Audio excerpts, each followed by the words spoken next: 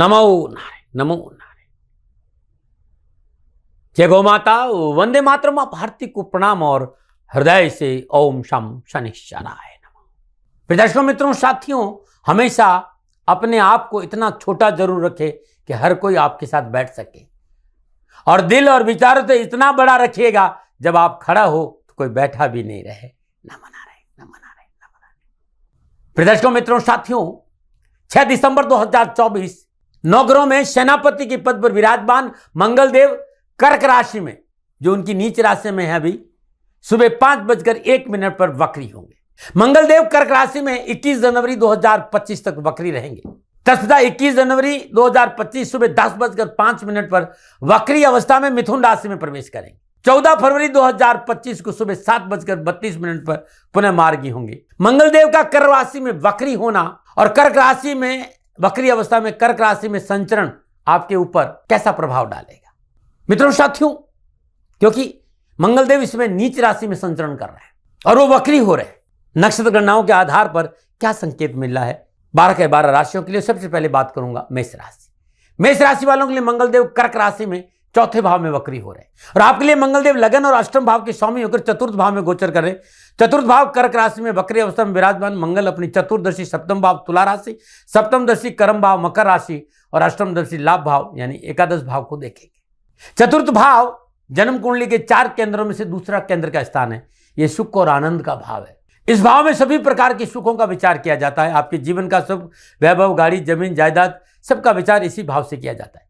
मंगलदेव का कर्क राशि चतुर्थ भाव में वक्री होना सामाजिक और पारिवारिक दृष्टिकोण से थोड़ा सा सावधानी का संकेत है। अपने क्रोध पर काबू रखें। पारिवारिक जीवन में संभल कर चलना बहुत जरूरी है। वार्तालाप करते समय शब्दों का चयन पर ध्यान दें और जीवन साथी से संभल कर व्यवहार करें। छोटे छोटे मुद्दों को लेकर वाद विवाद में ना पड़े। साथ ही माता के स्वास्थ्य को नजरअंदाज करना भारी पड़ सकता है। स्वास्थ्य के मोर्चे पर यदि आप उच्च रक्तचाप या निम्न रक्तचाप है, हाई बीपी, लो बीपी है, तो चिकित्सा में लापरवाही नहीं करें। इसके अलावा खान पान की शुद्धता पर ध्यान देना होगा। अपच और एसिडिटी जैसी समस्याओं से बचकर रहना होगा, ऐसा संकेत मिल रहा है मेष राशि। तो सावधानी अपेक्षित है भाई, ध्यान रखिएगा। बात करते हैं वृषभ राशि। वृषभ राशि वालों को मंगलदेव कर्क राशि तीसरे भाव में वक्री हो रहे हैं। वृषभ राशि वाले मंगलदेव 12वें और सप्तम भाव के स्वामी गुरु तीसरे भाव कर्क राशि में गोचर कर रहे हैं वक्री अवस्था में। तीसरे भाव में कर्क राशि में वक्री अवस्था में विराजमान मंगलदेव अपनी चतुर्दशी छठे भाव तुला राशि, सप्तम दशी नवम भाव मकर राशि और अष्टम दशी दसम भाव कुंभ राशि में दृष्टिपात करेंगे, देखेंगे। तीसरा भाव 4 उपचय स्थानों में से एक है। इस भाव में स्वास्थ्य, पराक्रम, छोटे भाई बहनों का विचार किया जाता है। कर्क राशि तीसरे भाव में स्थित वक्री मंगलदेव आपके आत्मविश्वास और विश्वास में वृद्धि करेंगे। 3, 6, 11 में मंगलदेव उत्तम लाभ और सफलता देते हैं। जितने भी, जैसे मंगलदेव हो गया, शनिदेव हो गया, राहुदेव हो गया, केतुदेव हो गया, 3, 6, 11 भाव में बड़े सुफल प्रदान करते हैं। आपका साहस और आत्मविश्वास बढ़ेगा, परंतु आक्रोश और उद्दंडता से बचना होगा। अपनी महत्वाकांक्षा को अपने ऊपर हावी नहीं होने दें।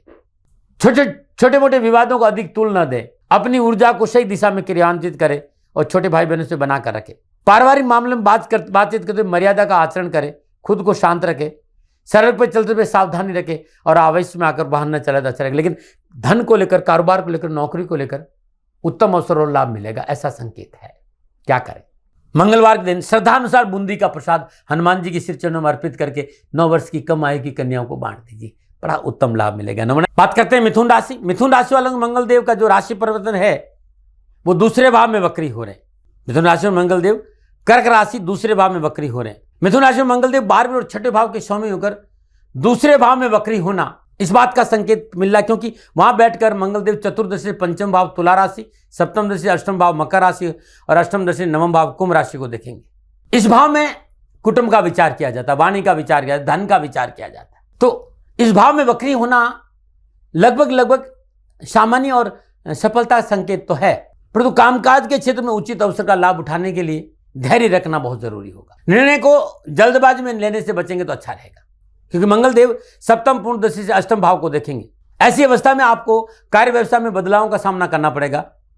साथ ही आपके स्वभाव में कठोरता और क्रोध की वृद्धि करेगा। यह आपके उन्नति के लिए बाधा का संकेत है। यदि आप जल्दबाजी में निर्णय लिया तो, और आपने धैर्य और संयम से निर्णय लिया तो सफलता आपको मिलेगी।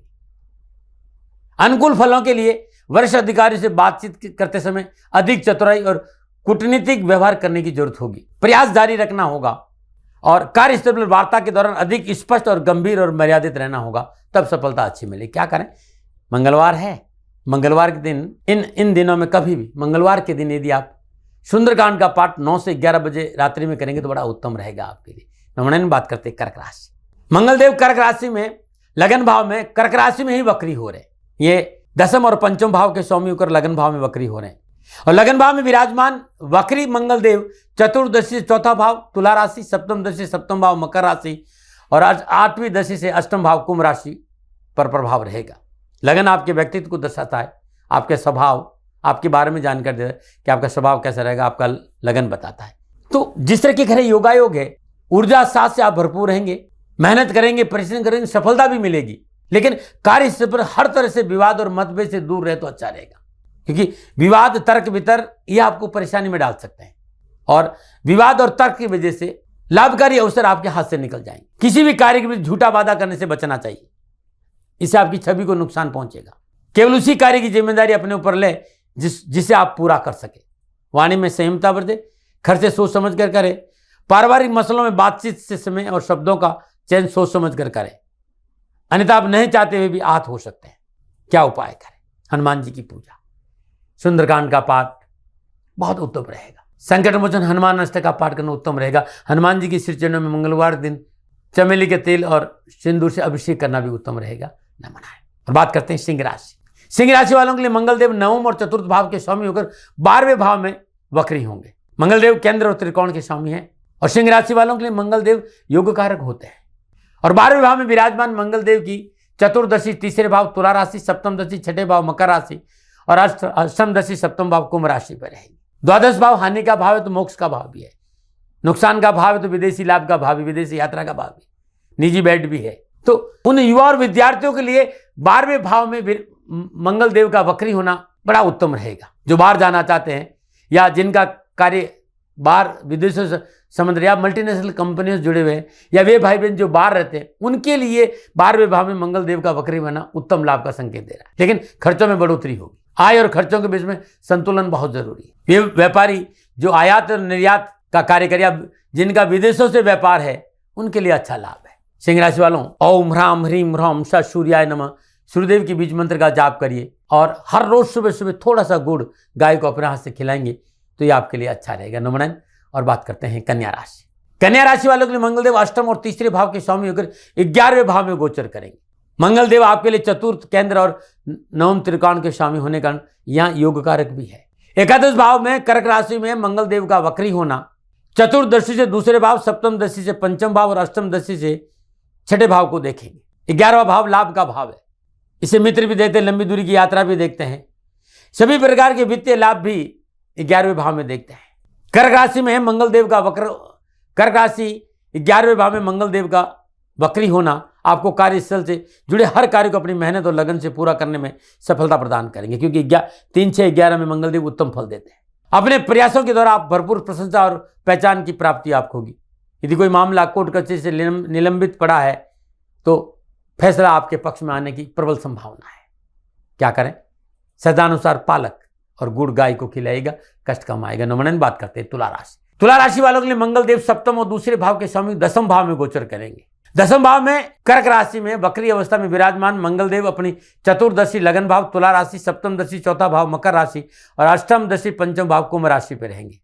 10वां भाव आजीविका का साथ, प्रोफेशन का भाव है, कर्म का स्थान है, कैरियर और व्यवसाय की जानकारी मिलती है और यहाँ विराजमान मंगलदेव आपको अनुकूल फल प्रदान करेंगे, क्योंकि 10वें भाव में मंगल बहुत बली होते हैं। क्योंकि मंगलदेव आपके तीसरे और अष्टम भाव के स्वामी 10वें भाव में दिग्बली अवस्था में विराजमान है, इसलिए कैरियर, कामकाज, कारोबार, व्यापार, नौकरी के लिए गोचर खासा अच्छा रहेगा। आपकी महत्वाकांक्षा में वृद्धि होगी, इससे आपको उन्नति के अच्छे योग बनेंगे। लेकिन काम का बढ़ता हुआ बोझ आपको तनाव दे सकता है। काम और आराम में थोड़ा सा संतुलन करिएगा। श्रद्धानुसार चावल, दूध गरीब को दान देना उत्तम रहेगा आपके लिए। प्रत्येक मंगलवार को, प्रत्येक शुक्रवार को बहुत उत्तम उपाय है। ओम नमः भगवते वासुदेवाय नमः, इस मंत्र का जाप करना भी आपके लिए कल्याणकारी रहेगा। नमन। और बात करते हैं वृश्चिक राशि। वृश्चिक राशि वालों के लिए मंगलदेव छठे और लगन भाव के स्वामी होकर 9वें भाव में गोचर करेंगे। 9वें भाव में कर्क राशि में वक्री विराजमान मंगलदेव चतुर्दशी 12वें भाव, सप्तम दशी तीसरे भाव और अष्टम दशी चतुर्थ भाव कुंभ राशि को देखेंगे। नवम भाव भाग्य का है, पिता का है, धर्म का बोध कराता है।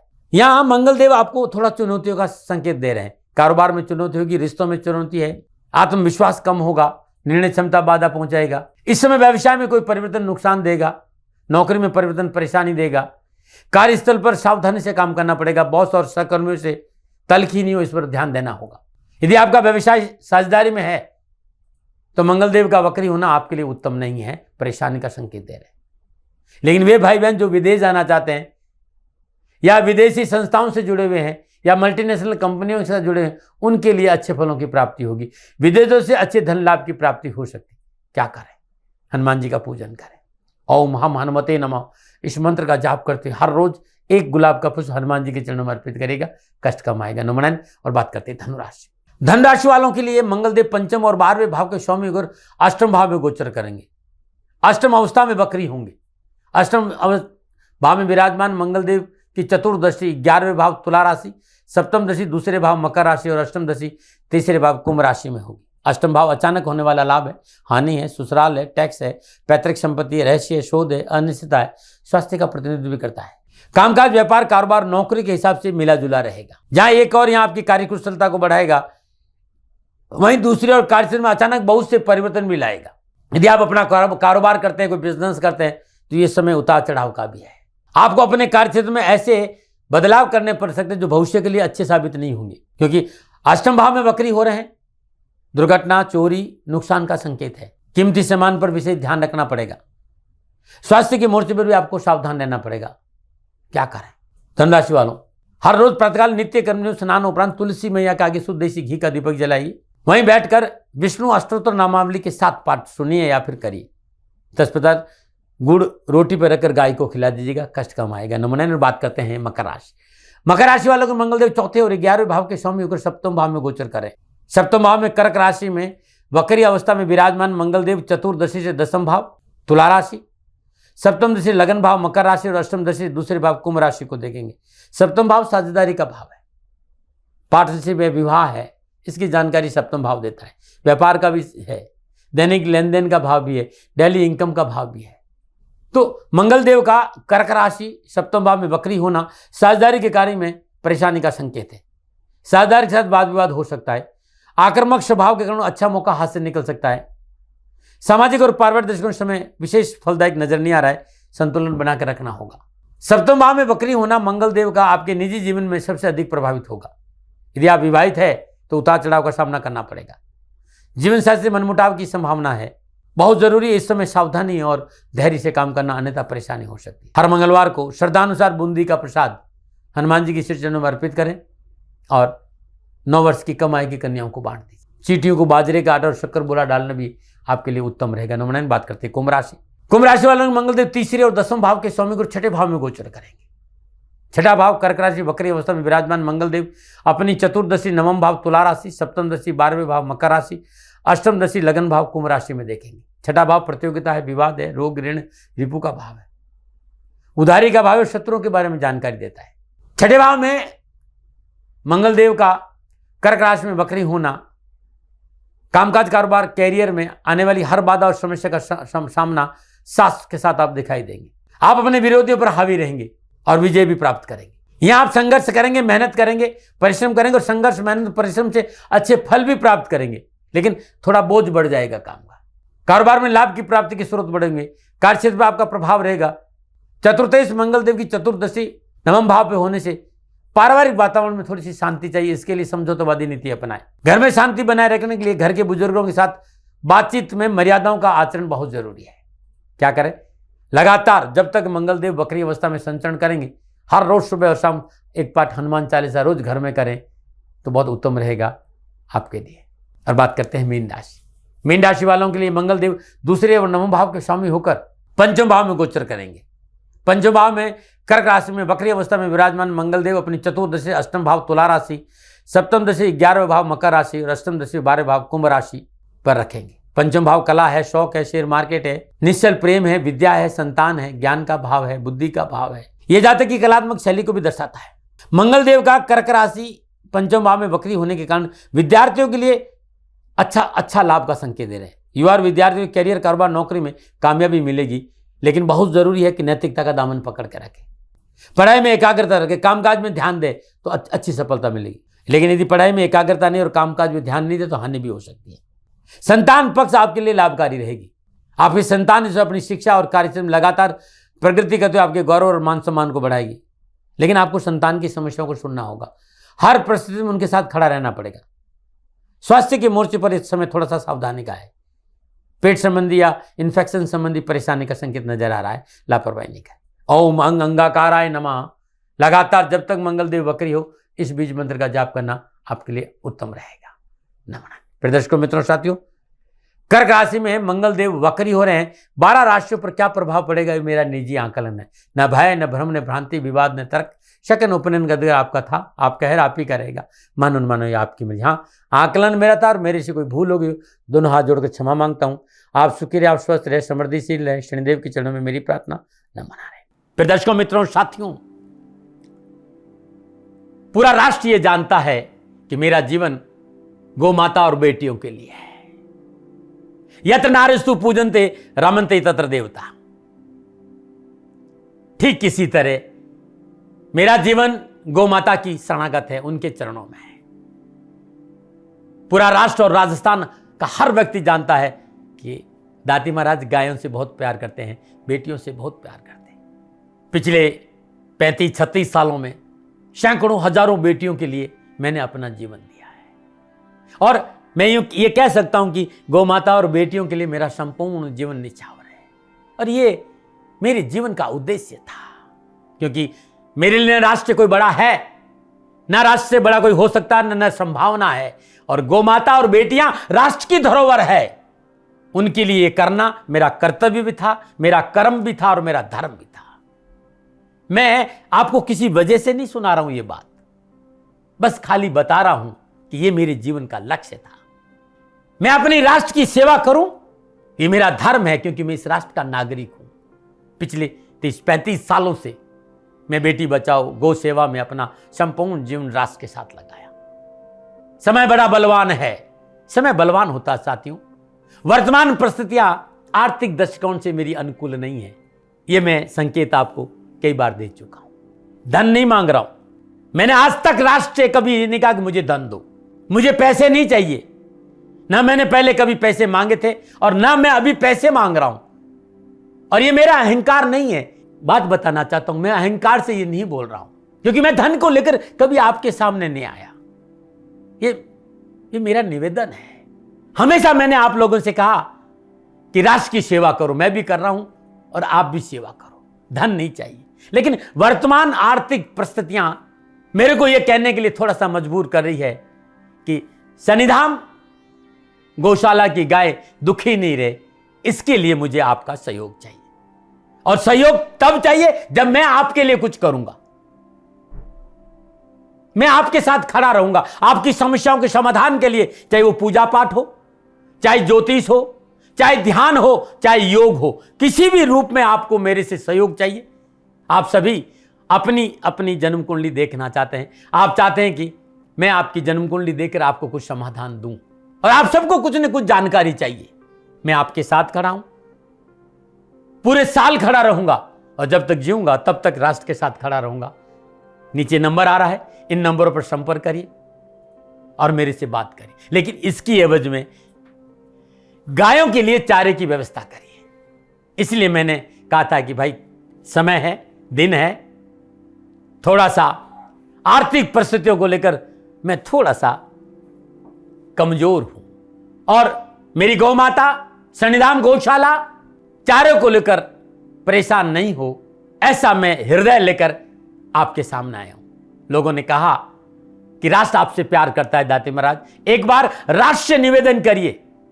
मैं फिर कहना चाहता हूं, मैं धन नहीं मांग रहा हूं और ये मेरा अहंकार नहीं, मेरी विनम्र प्रार्थना। साथियों, मेरा राष्ट्र सर्वोपरि है।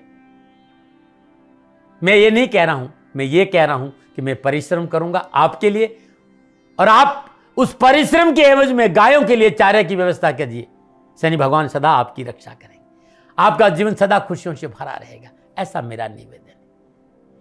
और वे सभी लोग जो सक्षम है, सामर्थ्यवान है, जिन्हें दाती महाराज के ज्योतिषीय समाधान की आवश्यकता नहीं है, उनको मेरा प्रणाम है। और उन सबको मेरा प्रणाम है जो शनिधाम गौशालाओं को सपोर्ट करते हैं, सेवा में कंधा से कंधा मिलाकर खड़ा रहते हैं। जब से मैंने ये सूचना दी, जब से मैंने ये मैसेज दिया, हजारों लोग शनिधाम गौशाला के साथ कंधा से कंधा मिलाकर खड़े हैं। उन सबको मेरा धन्यवाद, मेरा आभार, अभिनंदन। हर महीने आप में से बहुत से लोग कुछ न कुछ शनिधाम गौशाला में सहयोग करते हैं। मैं उन सब के प्रति पुनः एक बार हृदय से अपना आभार प्रकट करता हूं और ये सहयोग मैं जीवन भर याद रखूंगा। समय ऐसा है, मेरी परिस्थितियां आर्थिक दृष्टिकोण से अनुकूल संकेत नहीं दे रही, इसलिए मैंने राज से कहा कि शनिधाम गौशाला में परेशानी नहीं आए। सरकार सपोर्ट करती है, सरकार की तरफ से जो वो करना चाहती वो करती, लेकिन उससे पूरा नहीं पड़ता है। सरकार की अपनी सीमाएं हैं साथियों, और उससे पूरा नहीं पड़ता है। और अपनी मर्यादाएं भी और सीमाएं, शासन के पास और बहुत से काम है साथियों। फिर भी मैं शासन का भी धन्यवाद दूंगा जो हमारे साथ वो खड़े हैं। पुनः हृदय से एक बार निवेदन करना चाहता हूं, आपको लगता है कि दाती महाराज के साथ शनिधाम गौशाला में खड़ा रहना है तो नंबर नीचे आ रहे हैं, जरूर सहयोग करिएगा। मेरा कोई दबाव नहीं है, समय काल परिस्थिति के अनुसार दाती महाराज की ये प्रार्थना है। मैं दाती महाराज आपका हूं और आप मेरे हो। मुझे लगा कि आपको कहना देना चाहिए। राशिवासियों, व्यापारी नहीं हूं, समय है आज आपसे कह रहा हूं।